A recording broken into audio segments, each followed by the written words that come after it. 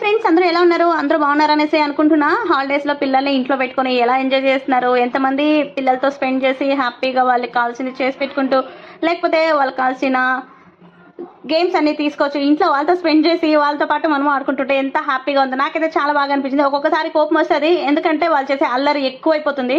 అప్పుడు మనం అరిచినా వాళ్ళు పట్టించుకోరు, కోపం ఖచ్చితంగా వస్తుంది. అందరింట్లోనూ ఇదే సేమ్ ప్రాబ్లం. ఒకప్పుడు నలుగురు ఐదుగురిని కనుక్కొని అందరినీ చదివించుకుంటూ వచ్చే జీతమే తక్కువ, అందులోనూ అన్ని సర్దేసేవారు. ఇప్పుడు జీతాలు ఎక్కువ వచ్చినా సర్దలేకపోతున్నాము, ఫీజులు కట్టలేకపోతున్నాము, ఎన్ని రకాలుగానో కదా. కానీ మేమైతే లులు మాల్కి వచ్చేసాము. గేమ్స్ తీసుకుందాం పిల్లలకి, లేదా పజిల్స్ అలా తీసుకుందాం అని చెప్పేసి వచ్చామన్నమాట. వచ్చి ఇక్కడ చూస్తుంటే ఒక్కొక్క రేకులో ఒక్కొక్క ఐటమ్స్ పెట్టేశారు, అన్నీ ఒకేలాగున్నాయి. ఇక్కడ చూడండి బుట్టలు. ఒకప్పుడు బుట్టలు వైర్తో అల్లేవాళ్ళు, అది ఎంతమందికి గుర్తుందో కమెంట్ చేయండి.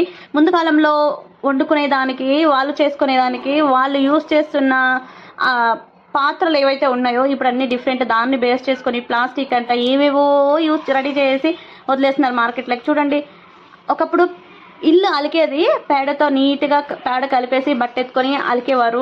బయట కూడా కల్లాపు చల్లేవారు కదా. ఇప్పుడు ఆ కల్లాపు చల్లేది లేదు, కడుక్కొని ముగ్గేస్తున్నాము. ఇల్లు తుడుచుకోవడానికి మాపులు, రకరకాల చాట్లు.